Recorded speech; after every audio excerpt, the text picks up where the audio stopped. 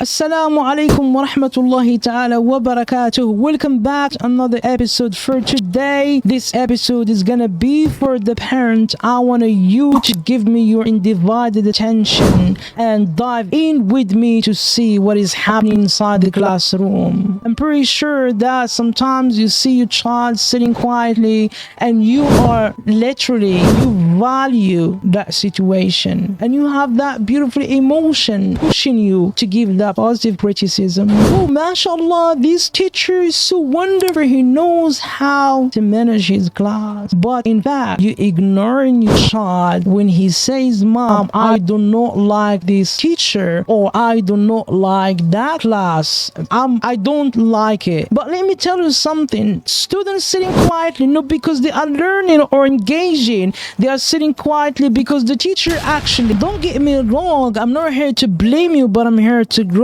Every child deserves that voice that lifts them up, not that voice that destroys his or her confidence. If you are using this non-verbal communication to tell the boy you're not worthy, for him he feels danger, he stops learning. And surely, slowly, his interest is gonna be disappear. If you are this kind of a teacher that teaching from the book, not from the heart, you are causing that tiny brain to shrink. That the part of the brain actually that it's responsible for storing information, retrieving information, you're gonna block it. For the child, he's not fail, but actually he is struggling to protect himself. He's not gonna learn, he's gonna stop learning and start surviving. If you are this kind of a teacher, I'm gonna invite you today to see what happens in this tiny brain, because you deserve to know it.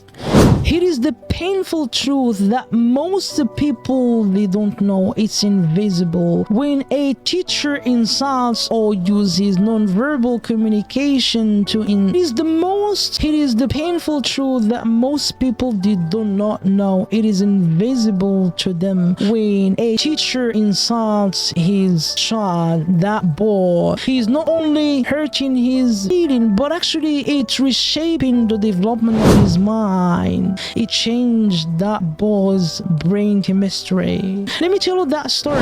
The scientists actually, they give the same chemical that our body release when you feel stressful, when you feel that when you have got anxiety, that the same chemical, stress hormone, they give it to the mice. Guess what happened at the beginning? They stopped eating, they became really tired, they stopped, and the immune system actually collapsed. And this has happened to the mice animal. What about human being? What about the child? His immune system is not yet ready, is not yet matured, his thinking brain is not yet.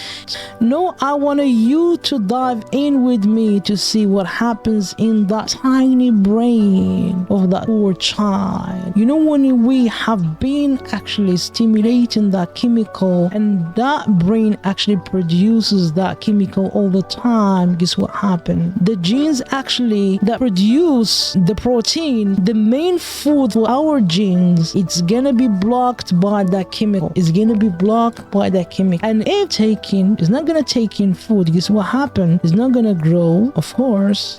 The part of the brain actually that helps that child to retrieve information is gonna be blocked. The boy is not gonna control his emotion. And all of a sudden we say that child is really damn bad. I don't know what happens. He always talking. Of course he's gonna talk because you're treating him like a trash. You don't treating him like a child. I don't believe that the children were born with the smartness. We are the reason for our child to be smart. We encourage them, we give them gifts, pushing them, we try to be kind because they are, adult. The thinking brain is not yet completed. The thinking brain, of course, is going to be completed at the age of 25. But no, they are a child. You need to learn, you need to play. It's fine. Sometimes they are reading, distracting your class. It's okay. It's perfectly okay.